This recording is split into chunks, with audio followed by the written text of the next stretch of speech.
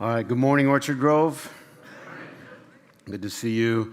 We're going to talk about what we call the Last Supper today, and just to give you your bearings, we're doing a series called The Path, and the idea is that the early followers of Christ called themselves followers of the way. So I'll substitute way for path, followers of the path. And you have to think about this. The earliest disciples, they literally followed Jesus. He said, "Come follow me," and they physically followed him. When Jesus is gone, then you can't physically follow him, but what you can follow is you can follow the path. And I think if we take it seriously, maybe is the right word, we today can still follow the path of Jesus, and that this path laid out for us in the Gospels is something that still can bring life and is, can I say it this way, it's the ultimate pathway to life, to healing, and to finding your purpose and the life that you were meant to live. In some ways, to bring the best version of you out. And it's going to culminate, as we would expect, at the time of Easter. And the Apostle Paul said this. I started this verse at the beginning of the series, and I want to reintroduce it. It's from Philippians chapter 3, and Paul said, I want to identify with the sufferings of Christ and somehow the resurrection of the dead. And Paul talked about later on about dying daily. So this identifying with Christ, we're going through the story, is us seeing ourselves in this story. It's participating, not just observing. So if you observe, which is one thing, then you would applaud, like, great show, Jesus. You know what I mean? You did it, and you applaud, which is much of what modern-day Christianity is. It's applauding Jesus, and then people talk about worshiping. He never asked anyone to worship him. He only said, follow him. So somehow, we're supposed to identify with this, and you're supposed to see this as a part of your story. And of course, you will very quickly. It ended there with Jesus talking about peace. My peace I give to you. That as you go through your life, you think about the path of your life, it's you pursuing things that you want in life. That's really what your path is. Where do you want to go to school? What do you want to do? What do you want to be? And you pursue the things that you want in life. But before you even get there, you almost need to ask a deeper question. What is it that I really want? And you say, well, I know what I want. I want to get a good job, or I want to make a lot of money, or I want to be in medicine, but is that really what you want? Or is that something that you think you want? I was sitting with a group of guys a while ago, and they were talking about if you had to choose between happiness and peace, which would you choose? And I kind of thought it was a false choice, but it was interesting. One guy said, I would choose peace. Because like happiness kind of comes and goes, but peace is deeper. Jesus said, my peace I give to you. What we will see in this story we're going to read is Jesus is at peace. Now he's in the center of the storm. He's the one guy that shouldn't be at peace, but he's the one guy that is. I guess if you could ask yourself that, you might say the same thing. Maybe the thing that I'm really after is peace, God's peace, because my life's going to keep changing. Have you figured that part out yet? You can't put yourself in a little sterile bubble, you know what I mean, and isolate it from change, because people come and go, situations come and go, family members come and go, jobs come and go. It all keeps changing. But the one thing that can be constant is what? In here, you can have peace. And you will see Jesus, and in this is like the beginning of the unfolding drama of the crucifixion. This is kind of like the opening scene where it all starts to unfold, where Jesus is at peace. Mark chapter 14, verse 12. On the first day of the Feast of Unleavened Bread, when it was customary to sacrifice the Passover lamb. So this is a feast that happened in Jesus' day, as we have said before, but it bears repeating. They were all Jewish, so they had a Jewish practice, and they practiced the Feast of the Unleavened Bread. This, of course, was remembering their freedom from slavery in Egypt. This is kind of like their 4th of July and Easter wrapped together. Does that make sense? This is their political freedom. This is their celebration of their independence as a nation. And this has heavy spiritual significance as well. This was the Super Bowl of holidays. Just to give you context, everybody came into Jerusalem. There were pilgrims from all over. It was almost impossible to find a place to stand, let alone sit and eat a meal. But everybody was brought together for this special occasion. Where do you want us to go and make preparations for you to eat the Passover? And I think it's worth just talking about here before we get into the depth of this. Jesus criticized his religious leaders. That's kind of what got him killed. He criticized the way his religion was practiced in its day, but he never left it. And I think this is worth just talking about for a minute because for a while there it got really popular to leave church because you could find fault with it. Just come here, I'll give you a list. I'll give you a list of my faults. I'll give you a list of Orchard Grove's faults. I'll tell you the faults with the building. I gave you an encyclopedia of things that are not correct. And I'll start with me, if that helps you. But it takes no rocket science to find out that there's problems. And Jesus took on the problems. As we say, it's what led to him being crucified. He didn't leave. And I think that's interesting. I think there's something there. Where are we going to practice? Where are we going to have the Passover? I think it's worth thinking about in an age when people have given up because I think they haven't looked hard enough. Have you ever made a decision too rashly when you didn't look hard enough? I'll start over here. You didn't look quite hard enough, and then you're like, I should have looked a little bit harder. You're like, we don't need any of that. I mean, that's why, by the way, you can, if you ever did statistics on church attendance, young people, it goes like this. They're in church with mom and dad, and they get it, and they understand it, and they don't get it, and then they become teenagers, and then they go to college, and then they go, poof. It's staggering. Just read the stats. Because all of a sudden, when you're in college, you know more than everybody about everything. It's a miracle what one semester in college will do for you. You're telling everybody everything. Oh, this is all old and stupid. This is all old and stupid, and now we know. But then, oftentimes, there's a slow return.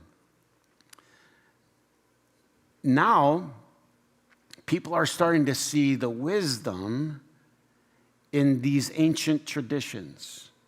So when Jesus is celebrating what we call the Lord's Supper, the Passover, in his day, this was already an ancient tradition. It's loaded with symbolism. They had the lamb. They had the bread. All through their meal, there was symbolism. The children were there. The children were often the ones they would ask what I think was the 4 questions. First one being, why is this night special? It's important to involve the kids in the traditions. I mean, I want to camp on this for a minute because we need this. We need it, and we need the kids to get back into faith and tradition. And do they need it explained to them? Yeah, they need it explained to them. How many of you grew up and it was never explained to you? You're like, it would have been nice if someone explained it to me. Fair enough. But what they actually would do is they would have the kids ask questions at this meal. So you could explain what is going on here. Let the kids ask the questions. By the way, if you're an adult and you're still asking questions, good for you. Who's still asking questions? Doesn't mean you're a bad person. It means you want to know. I gotta figure this out. That's a good thing. They would start by asking questions. Why is this night special? And then they would tell the story of them leaving Egypt. And they would go through, and as they ate the meal, as they would eat it, it had heavy symbolism. So we learn with pictures and stories, right? And so that's what they would do is they would go through. I'll share with you just a couple.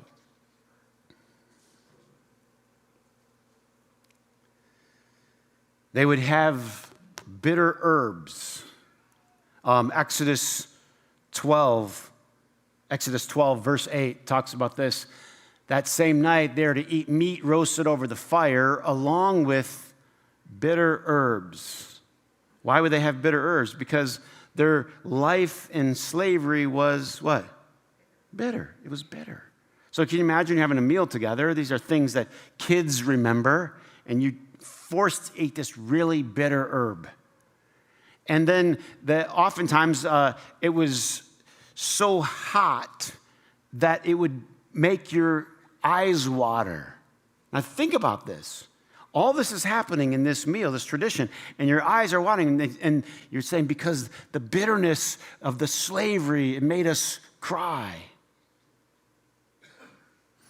I mean, we have the, I'll call it the Midwestern version of this growing up, and our dads talked to us about when they went to school. That they didn't get a ride, they had to, which way? Both direction. You grew up in the same house I did. Did they like go to a school and learn this? They repeat it. Oh, when I was a kid.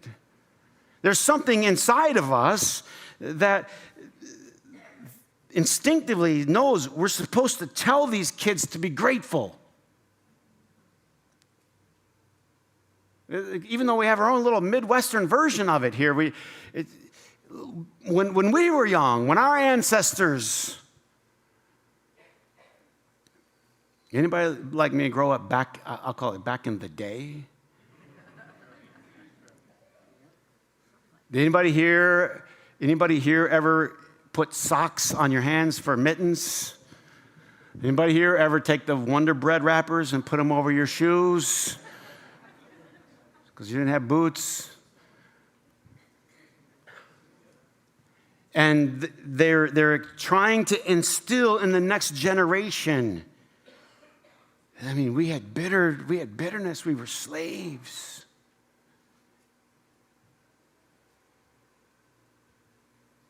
Can I tell you a few good things about old traditions? I mean, I like Orchard Grove. I mean, I started it. But we got our problems, but I mean, I liked it. But one of the reasons is I wanted some things to be a little more casual. And I'm glad, I'm glad you can sip a coffee. And I'm glad some things we aren't dying over every little thing. But I like some of the old. We're gonna reverence the old and at the Lord's Supper here at the end.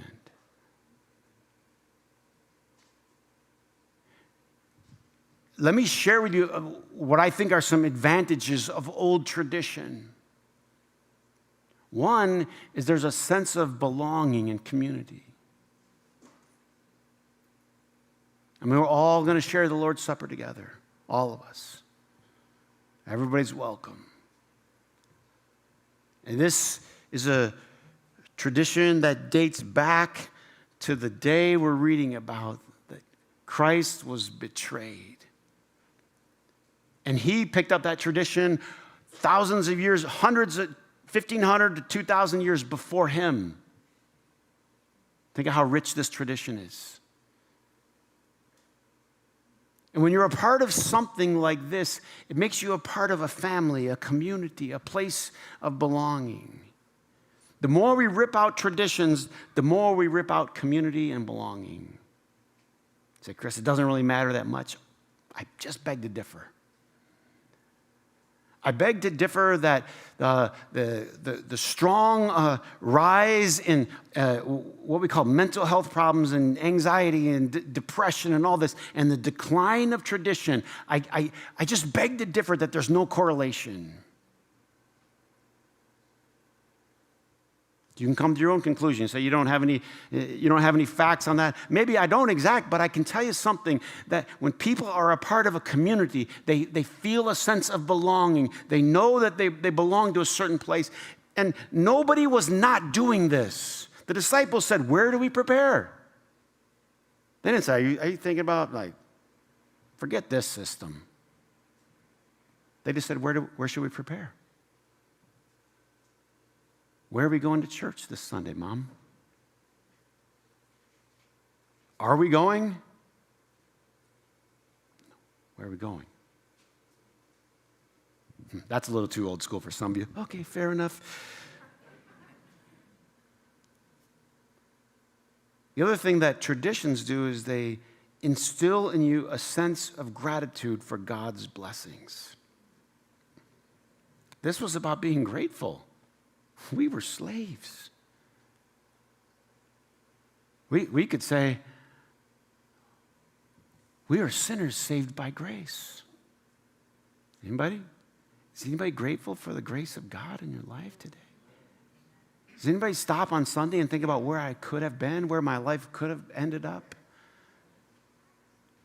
Does anybody stop and think about the blessings that you have that are poured into your life by God? But the reality is, the rest of the week, that message is not being poured into us. The message is, here's what you don't have. Here's what your life should be like. Here's how much money your neighbor has. And it just goes on with this ridiculous consumerism comparison game. And here you stop and you say, God has richly blessed me.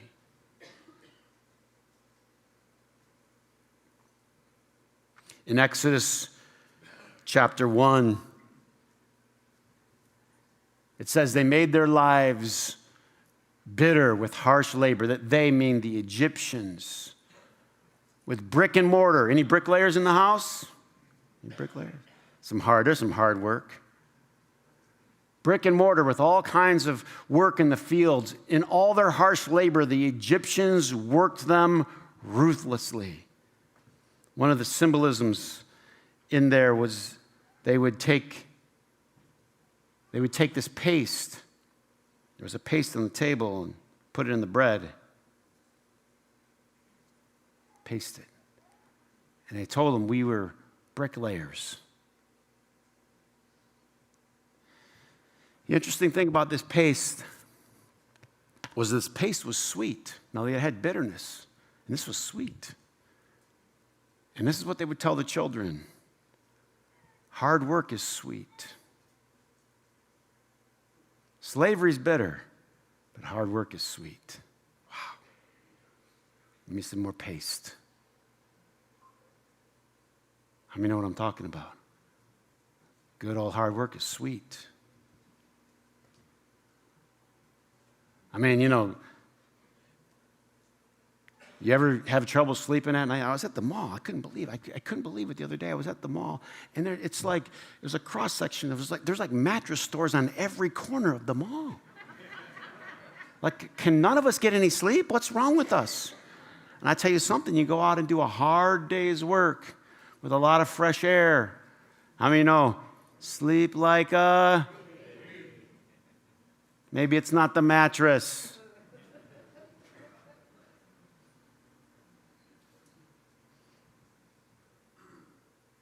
The paste was sweet.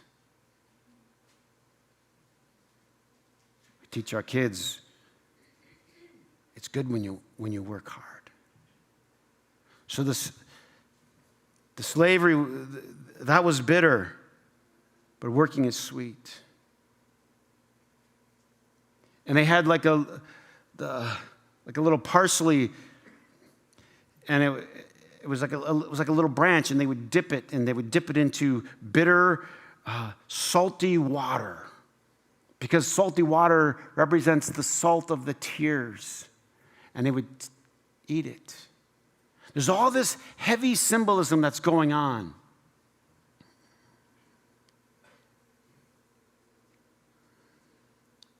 And then Jesus gives it a turn. You know what I think? If you're out there or you're talking to somebody that's leaving religion, instead of leaving it, dive deeper into it. Dive past the surface. Dive past the shallow. Dive deep into the richness. What Jesus does with the disciples is he gives this tradition new life and new meaning. Let me read on some more. Mark 14, verse 2, but not during the feast. And it says, what they did during this time, during this feast, was they set this special meal up. And the two disciples, they go into the city, and it says, Jesus says, there's a man carrying a jar of water. He's going to meet you. Follow him and say to the owner of the house, the teacher asks, where is my guest room where I may eat the Passover with my disciples? He will show you a large upper room furnished and ready. Make preparations there. The disciples left and they went into the city and they found things just as Jesus told them. So they prepared the Passover. Put all this stuff, the paste, the bitter water, the lamb, was all there. When they get there, Jesus, it says in Luke's gospel, he expands it a little bit more. And they reclined at the table, and he said to them, I have eagerly desired this Passover to share it with you before I suffer. After taking the cup, he gave thanks and he said, take this and divide it among you.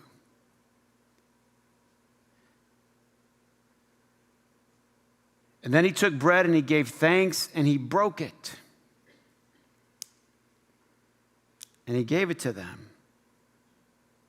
Now, this bread was unleavened, meaning it had no leaven in it. And the reason they had no leaven was because they were eating in haste, because they were going to flee that night from Egypt, and they didn't have time to let the bread rise with yeast. So this crisp sound of bread breaking, Jesus takes to them and he says, now this is my body which is broken for you. Now Jesus is taking this very old ritual and giving it new symbolism. My body will be broken, and my blood will be spilled for you. Now, it's in this meal that Jesus tells them that one of the 12 will betray him. And nobody's fessing up to that.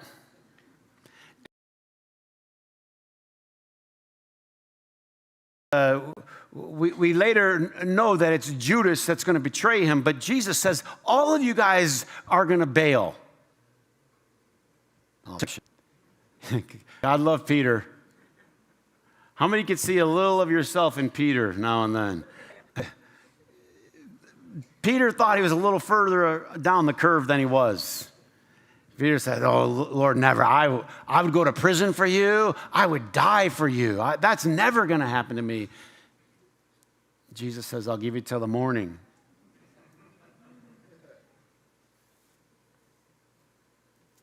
This supper is an exposure of the egos of all the disciples. Why is it important, though unpleasant, to have our ego exposed? Because it's not the real you.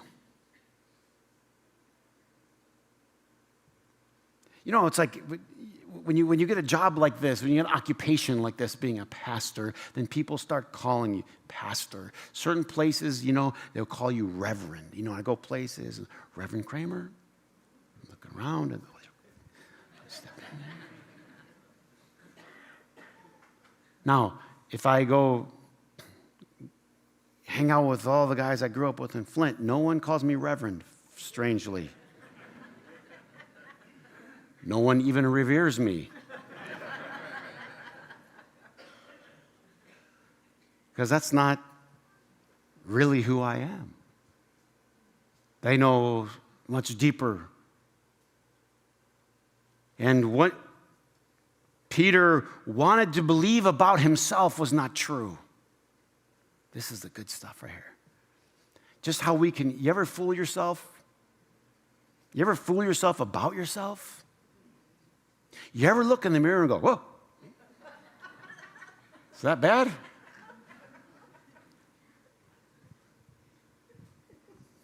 My head looked better. It's funny what we do to ourselves, because Peter said to himself, no, I would never, that's never going to be me. Peter's lying to himself about himself. But you know what? It's a beautiful thing when your ego is exposed and when it's gotten rid of, because then the good you can really emerge. That's not the real you. Peter, the tough guy.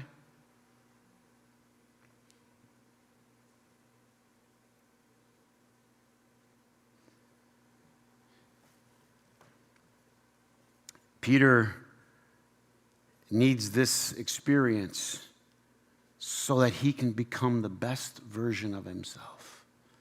Peter needs to go through the denial so he can get real about himself.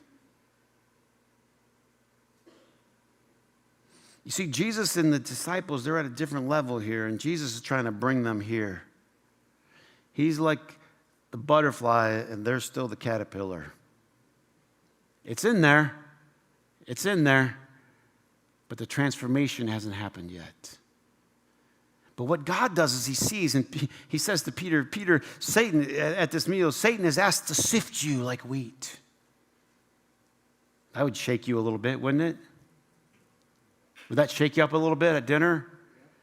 He said, but I've prayed for you. And they would lean. When they would drink, they would lean. And they would lean oftentimes to the left. Probably because you're drinking with this hand. Why would they lean when they would have the drink? Because it symbolized freedom. Free people eat leisurely, not slaves. When we're slaves, you don't sit around like this. What was this? This was important. They were This was a symbolic meal of freedom. And here's what Jesus does. If you get this, you get the whole thing. Ready? The Lord's Supper was about finding out how to be truly free. You can live in a free land and be an absolute slave.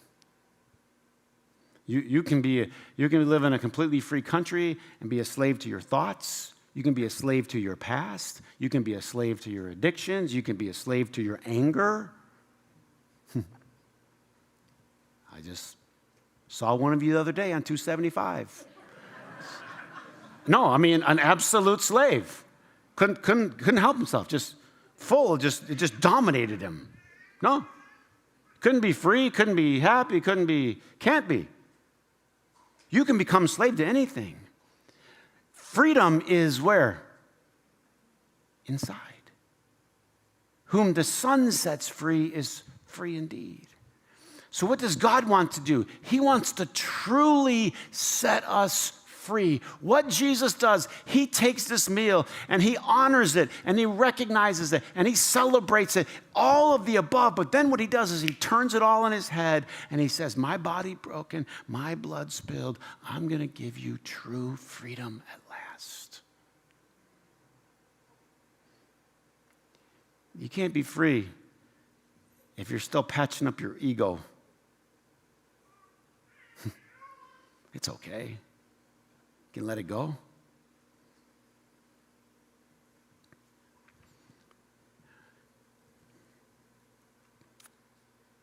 He took the bread and he said, this is my body, which is broken for you. Do this in remembrance of me. And with those words, he launched into a brand new version of this tradition that's been celebrated for 2,000 years.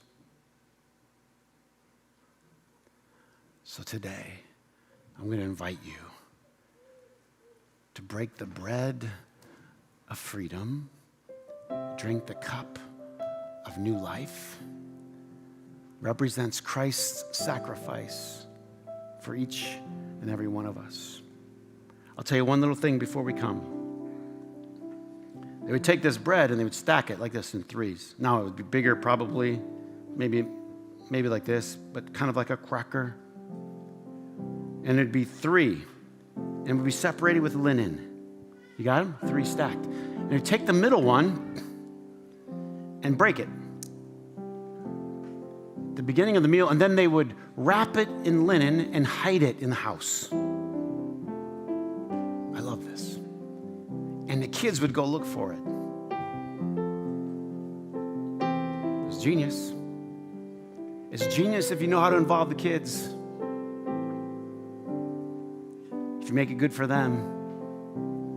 That's why we're spending all this energy on Kids World and youth ministry. Got to get them to connect the dots. They would wrap it.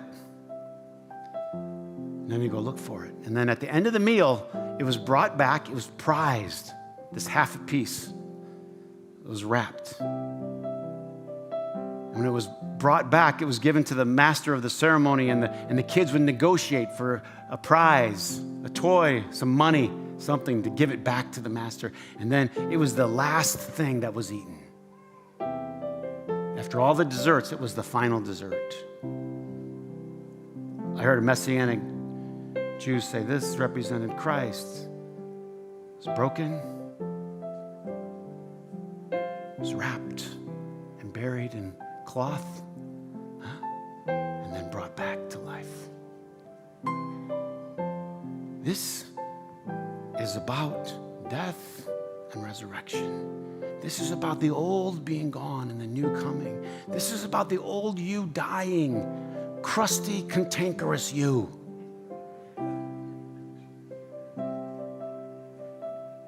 So Jesus, you can come out. It's in there. The good you just needs to emerge, and the old you needs to die. Paul said, I die daily. You know how to die daily? every day, make sure you don't get something that you want. So everyone's fighting over who should do the dishes and you don't want to do it, just do it. Die. Is it true? You feel like you die. When someone cuts you off on the road, does it matter? No, but you go crazy. Why? Because they shouldn't be there, and you end up at the light at the same time.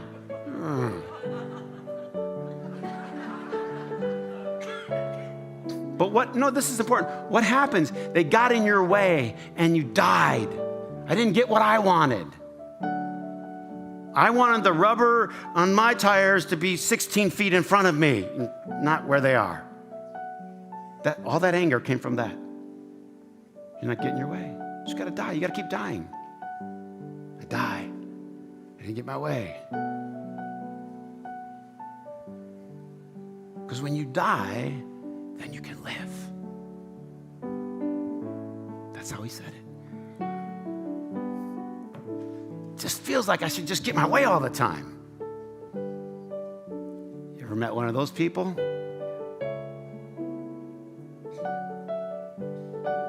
You can't get your way all the time. You gotta die. You die so you can live. That's what we're celebrating. Finally free. Peace in here because I'm free. How many know once Jesus had died in here, it didn't matter. He can go through the whole story. We're going to go through it together. You're going to go through the whole story, and he's at peace the whole time this storm is swirling around him. And it's just like he was in the boat sleeping. He's not taking it personal. We're going to talk about being rejected and why we take things so personally, all this. He's already died. Now he can live.